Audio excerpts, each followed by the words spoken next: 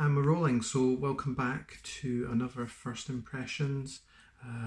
Do try to do these when we have a bottle to open that is First Impressions, and we'll just see how it goes. Now, there's an interesting story to this particular bottle, which I'll go into, and we can talk a little bit about that as well. So a lot of people enjoyed the Clynelish 96, I think it was, 21-year-old sherry from Signatory, part of their value range. Of course, as we all know, Signatory have a lot of Clynelish and are not afraid to deploy the Clynelish either. So we've got something a little bit younger this time, but it is Clynelish. A lot of work going on at the distillery in recent years. It's been totally overhauled for the first time since it was built, since the late 60s. So we've got a new Clynelish on the horizon, so we'll have to see how that turns out. Personally, I am stockpiling, or I'm going to, some of the old stuff, just in case. So, yet again, we have, in their usual distinctively non-frilled stuff, so we have a 2008 Clynelish, so it's about a decade old. Slightly younger than the official version, obviously, but a chance to try a Clynelish, you know, at a youthful age when, just to see the character that's maybe coming through. So we've got the bottle here. Of course, as I said, this one I think is probably somewhere around about mid-30s to £40. Vintage 2008, 10 years old, as I said. Distilled on the 1st of March 2008, bottled on the 17th of August. Now that's important, and I'll come back to why in a second. It's a bourbon barrels, so it's a vatting of 2 bourbon barrels. And we've got long numbers there, and this is bottle number 327. I have 2, so one has been put aside. But when I was in Edinburgh recently, I was showing around Ben of Single Malt Alliance, who you might know on Instagram, and I think he was quite impressed by the shops and the welcome I seemed to get when we went in, and being offered free drams and stuff. I was taken quite aback, actually, by the generosity and just the welcome I get sometimes, shall we say. Certainly wouldn't want to walk into Jura Distillery, that's for sure. But we were there, and of course I know the guys at a particular shop, big Clynelish enthusiasts, so they wanted to get my opinion on a couple of things, and they were both from this range. They started with one which was bottled maybe a couple of weeks before this, exactly the same, you know, I think it was the same distill date actually, from memory. Again, 10 years old, everything just bottled a couple of weeks older. And that was a very interesting 10-year-old because it was really, really sooty. You would not pick that out as being Clynelish. So again, you have to think maybe that's the cask, the char, etc. And then they said, right, well, compare it to this one. This one they bought a lot of. And immediately, you know, the fruit, total contrast. So that was, you know, an important lesson for all of us, actually, just the role of the cask at 10 years old and the differences, because literally it's the same stuff that's gone into the cask, and yet this one is more classic Clynelish, and the other one could have been any sort of Diageo distillery. So that was a good lesson, an important reminder as well, and also, you know, good value, given the price of whiskies. A 10-year-old for 40 quid, not been tampered with, it's only been watered down to 46%. It's a winner, isn't it, really? And certainly the Clynelish we reviewed a couple of weeks ago on malt was very, very popular review, and I think a few people really wanted more, not even more Clynelish, but certainly more Signatory. So we're going to try and do that as best we can. As you probably might be aware, I am at the gathering in Rotterdam, hopefully, weather depending and other things, this time next week. Although when this video goes out, probably tomorrow, actually, yeah, I will still be there. So we're going to try and bring some things to you. There will obviously be Facebook stream, we'll be doing the Instagram, these sorts of things. But hopefully we can try and bring some exclusive content to our Patreon subscribers. I'm not really bothered about the Wi-Fi connection. My phone's got like 60 gig or something, so it's more a case of what the bandage speed is like in Rotterdam. I think it'd be fine, so hopefully we can get some little snippets up and you can see the gathering in some respects and get a feel for it, because it is a wonderful event. So the deed, which doesn't happen very often, shall we say. Certainly not in some of the social media channels that I roll in. Very bog standard presentation, nothing too much to it. Let's hear the noise. Nice and subtle.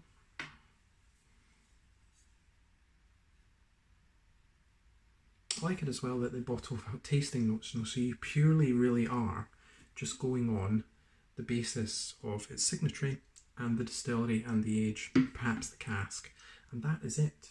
You know, that is all the guidance you're going to get, which is perfect. So as usual, my whiskey-based Dornoch type glass. These are the perfect ones. There's a lot of glasses floating around at the moment. The ones I have tried, I have to say, not too impressive by for the price tag, certainly. Some people might find they have a use for them, but to me, your Glencairn is your everyday standard. Probably very rare precious drops. The blender's glass certainly is good, but this one is a really good in-between option, and it should be growing in popularity.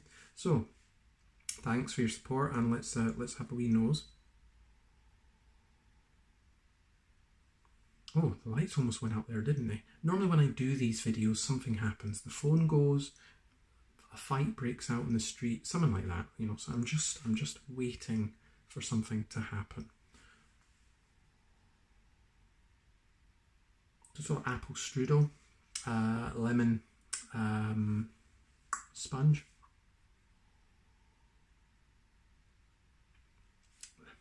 There is a waxiness there. It actually smells stronger than 46%, I have to say. I have had some Clynelish, some of the official distillery releases. I don't have the current one. I know a few people did try to tap me. I'll try and get some bottles when I am up again. I would hope I will definitely be up Christmassy time, if not before. And if I can, then I will get along to Clynelish and get some of the distillery bottlings. So you know who you are. I'll get your money in advance and I'll drive on up and get them for you.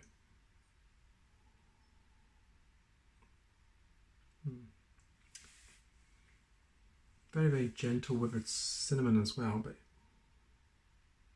sorry, just a wee cough here. Definitely a very fruity bouquet.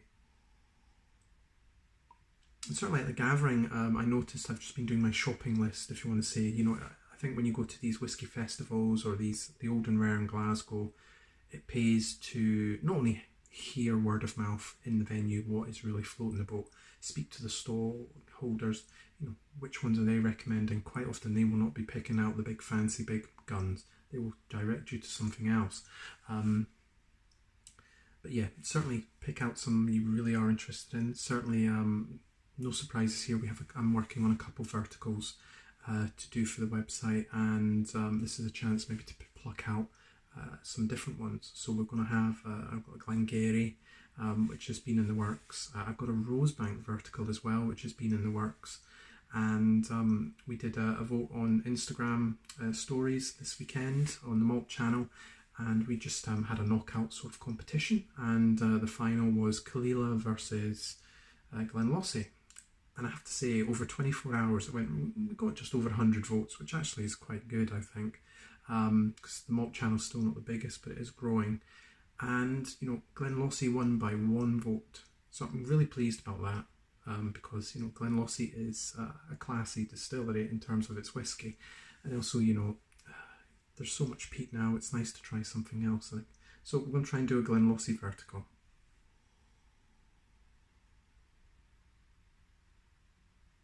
So the more time you are giving that, it's settling down. I know Roy Aquavite probably watched this, you know, he's a big advocate of, you know, first pour is not that much.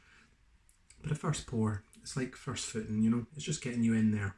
You know, if I was to review this, well, what I mean, I will be reviewing it, but normally if it's a 3CL, 5CL, 10, it will sit, you know, I will cover this, I'll put it aside, and I will really encourage it to open up more. Where water is beneficial, it will be deployed as well, so we can get that sense, is there some hidden levels to it.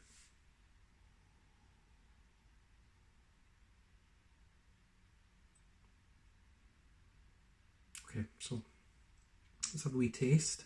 As I said, this was just under £40. So I think that's good value. Yes, it's 10 years old, but certainly, as I said, Clynelish is a name that a lot of people just buy on spec. They are happy to buy a Clynelish, and certainly the Gathering next weekend, there is a lot of Clynelish. I think the Dutch really love Clynelish. So you could go in there and you could probably do a 25 bottle vertical of Clynelish if you had the money and the stomach to do it.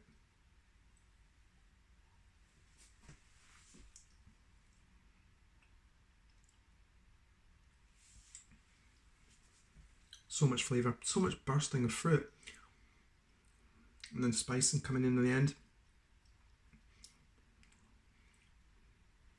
And then it's more of a gentle waxiness on this one. It hasn't really grasped like the best, but it's definitely there. So some people might, if it wasn't for that extra like flourish with a little waxiness I can feel on my tongue as well, you'd probably think this is a space cider, a classy fruity space cider, but no, it's Clynelish, and another bit of a bargain, to be honest. Particularly the supermarket down the road, I think of, you can go in there, spend £40 on some god-awful Glenlivet, some dull Glenmorangie, or they don't have Brookladdy, fortunately, but you know what I mean, the usual whiskies you're going to see there. And some of these are 40, 50, 60 pounds, a lot of money to a lot of people. But this thing here probably knocks the socks off of most of them. A little bit of plasticine as well, and I'm really getting some sort of, it's almost like a floral heathery Highland Parkish type note. Sorry, the light. Light is never a good thing in Scotland because we get very little of it. I was really pleased actually. I don't have any water, but we'll go in again on the palate.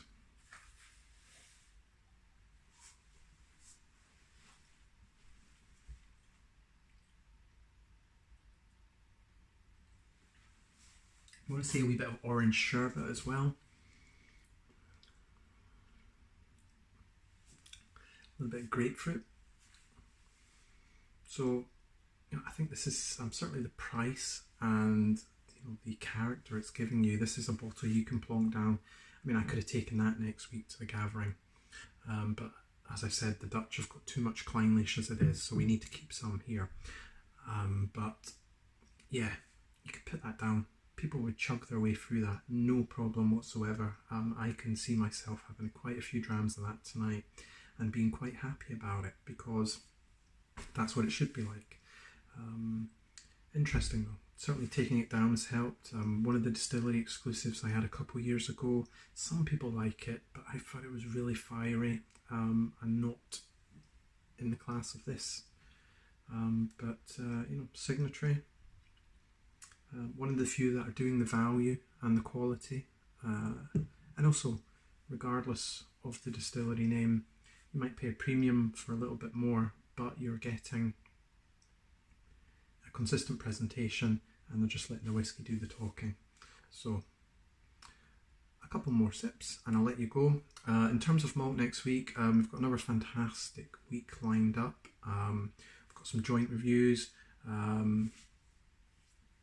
As you know, today we'll have the Malt Society, or tomorrow, sorry, I get mixed up. Adam's back with another two limited, sorry, I should keep them like that, two limited English releases from the Whisky Company, so St George's Distillery, and we certainly will have a little bit more of my things this week, but I know Mark is working on a couple pieces, so I would think we'd probably have the Glendronach Revival this week, and he's got a few samples to work through as well when he's got the motivation to do them. Whereas I tend to free roll and buy and have a little bit more control over where we go. Also we have an excellent Highland Park this week, I think, and unfortunately one of the worst I've had officially. I would still like to get my hands on the full volume, and I know they've brought out some others, and today I had my hands, although I didn't buy it, on the, is it the Dolphin, I think it was? I lose track. I think that, you could look in the zoo, every animal, and you could, oh yeah, there's a giraffe and there's whatever, And it's probably Highland Park I've done a bottle for all of them. It's starting to feel that way.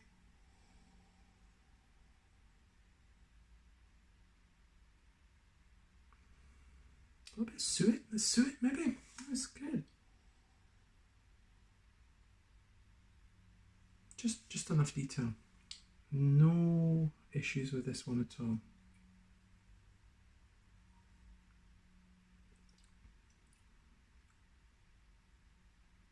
It's Clynelish, it's good. Certainly, you know, we will drop scores on malt if we think it's overpriced, overhyped. It will often go down a notch, and I would think the same works in reverse. Something is good, something is well priced. I hate to say the word bargain, but certainly, you know, delivers. Then, you know, that will elevate it. But I am a fussy bugger, let's be honest. But that's, you know, the nature of the country we live in, and the whiskey we have. So, on first impressions, 7 or 8. The more we delve into it, that will determine. I always go my gut instincts, and then there's a slight manoeuvre where you think this should be, you know, 8, 7, whatever. You know you're in that realm. And I enjoyed the Whiskey Barrel yesterday's review, if you're watching, when you are watching, actually you know, highlighting our scoring system to their Twitter followers, saying 7 out of 10 is a really good score on malt, which it is. That means it's very good. It's not average. A lot of people in the industry seem to think 7 out of 10 is an average. Wasn't last time I tried to do my calculations. Yeah, getting more red apples now. It's certainly opening up. Lovely.